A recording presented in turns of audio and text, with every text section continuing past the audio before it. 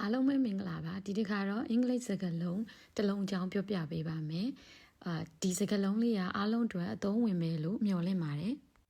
အဲ့ဒီစကားလုံးလေးကတော့ all out ပါမြန်မာလိုကတော့အစွမ်းကုန်အပြည့်အဝဆိုတဲ့အဓိပ္ပာယ်ဖြစ်ပါတယ်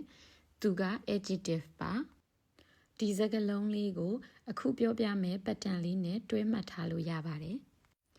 pattern ကတော့ put all out effort into verb ing pattern မှာသူ့ရဲ့အဓိပ္ပာယ်က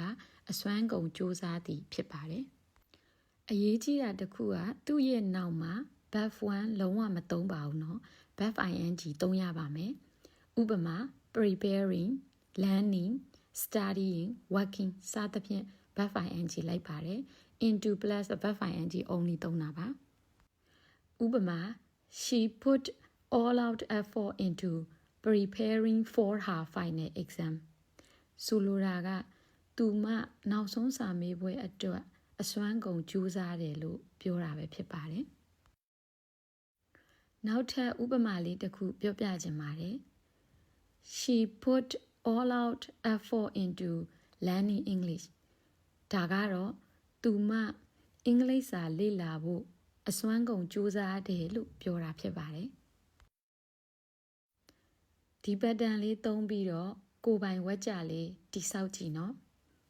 အခုပြောသွားတဲ့ pattern လေးကိုနားလည်မယ်လို့မျှော်လင့်ပါတယ် See you next time bye bye